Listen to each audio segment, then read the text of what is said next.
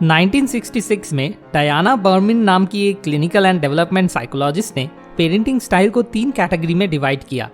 बाद में मैकॉबी और मार्टिन नाम के 2 रिसर्चर ने एक और कैटेगरी जोड़कर पेरेंटिंग स्टाइल को कुल 4 कैटेगरी में डिवाइड किया। ये 4 कैटेगरी है: number 1 authoritarian, number 2 permissive, number 3 uninvolved and number 4 authoritative. अगर कोई बच्चा किसी दुकान में खिलौना देखता है और उसे खरीदने के लिए बहाना करता है तो नंबर 1, अगर उस बच्चे की पेरेंट्स के पेरेंटिंग स्टाइल ऑथोरिटेरियन है तो वे पेरेंट्स उस बच्चे को कहेंगे, मैंने कहा ना नहीं, इतना बहाना मत करो। जवाब में अगर वे बच्चा सवाल करता है, लेकिन क्यों नहीं, तब वे पेरेंट्स कहेंगे, सवाल मत करो और ज़्यादा बोलोगे तो मार पड़ेगी तुम्हें। यानी बहुत स्ट्रिक्ट, किसी भी सवाल का जवाब देने के लिए राज़ी नहीं, डांटना और यहाँ तक कि ज़बरदस्ती बात मनवाने के लिए मारना पीटना भी इन पेरेंट्स के लिए नॉर्मल बात है। नंबर 2, अगर उस बच्चे की पेरेंट्स के पेरेंटिंग स्टाइल परमिसिव है तो वे पेरेंट्स उस बच्चे को कहेंगे, ये तुम्हें पसंद है, ठीक है ले लो। फिर अगर वे बच्चा कहता है, क्या मैं ये दूसरा खिलौना भी ले लूँ, फिर भी वे पेरेंट्स बच्चे से कहेंगे, वो भी तुम्हें पसंद है, ठीक है वो भी ले लो। मतलब बहुत कम या नो रेस्ट्रिक्शन, सारे बहाने खुशी खुशी मान लेना, या तक कि बच्चे के गलत बहाने को भी मान लेना इन पेरेंट्स के लिए नॉर्मल है। नंबर 3, अगर उस बच्चे की पेरेंट्स के पेरेंटिंग स्टाइल अनइन्वॉल्व्ड है तो वे पेरेंट्स उस बच्चे को कहेंगे, शायद कुछ कहेंगे ही नहीं। इनफैक्ट वो शायद ये भी नोटिस नहीं करेंगे कि उनका बच्चा कुछ खरीदने के लिए जिद कर रहा है, क्योंकि अपने मोबाइल फ़ोन या अपनी ही दुनिया में इतने खोए होंगे कि अनजाने में ही बच्चे का हाथ पकड़कर घर लेके आ जाएंगे। मतलब no attention so no restriction, क्योंकि अपने दुनिया में इतना खोए हुए रहते हैं कि बच्चे का लगभग कोई एग्जिस्टेंस ही नहीं है, कोई बहाना सुनने का टाइम ही नहीं है। इन पेरेंट्स के लिए ये चिंता ना करना नॉर्मल है कि बच्चा क्या कर रहा है या कहाँ जा रहा है। नंबर 4, अगर उस बच्चे की पेरेंट्स की पेरेंटिंग स्टाइल अथॉरिटेटिव है तो वे पेरेंट्स उस बच्चे को कहेंगे, तुम्हारे पास पहले से ही इतने सारे खिलौने हैं, फिर से एक नया खिलौने लेकर तुम क्या करोगे।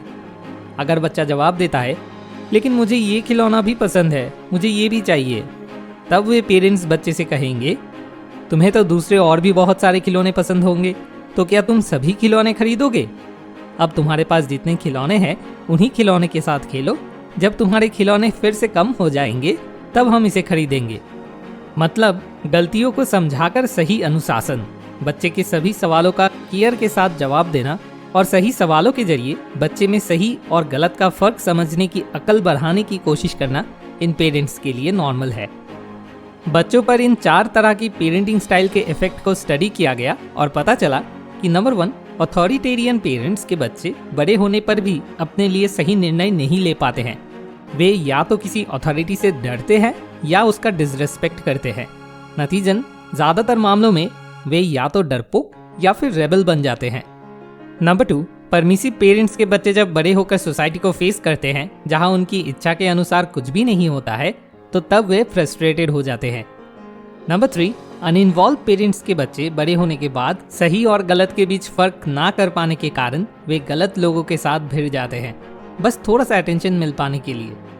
नंबर 4, अथॉरिटेटिव पेरेंट्स के बच्चे जिम्मेदार, डिसिप्लिन्ड और अच्छे समझदार होते हैं, क्योंकि वे अपने लिए सही निर्णय ले पाते हैं। इसलिए अथॉरिटेटिव पेरेंटिंग स्टाइल को बेस्ट पेरेंटिंग स्टाइल माना जाता है। और इस अथॉरिटेटिव पेरेंटिंग स्टाइल की कुछ खास विशेषता है। Number 1, expression of love and affection. बच्चों और पेरेंट्स के बीच हर दिन प्यार और स्नेह की अभिव्यक्ति देखने को मिलता है। ये गले मिलने या एक साथ अच्छा समय बिताने या साधारण बातचीत के माध्यम से भी हो सकता है। Number 2, good relationship between parents. बच्चे जितना बातें सुनकर सीखते हैं उसे कई ज़्यादा सीखते हैं जो वे अपनी आंखों के सामने होते हुए देखते हैं।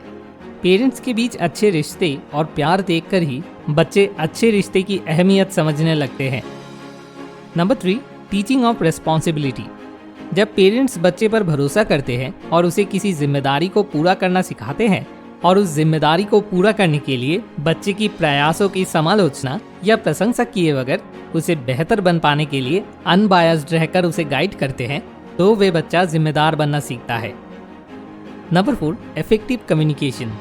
क्योंकि बच्चों को बचपन से ही अपने पेरेंट्स से अपनी सभी सवालों के भरोसे लायक जवाब मिलते हैं, इसलिए उनके बीच बहुत अच्छा इफेक्टिव कम्युनिकेशन डेवलप हो जाता है।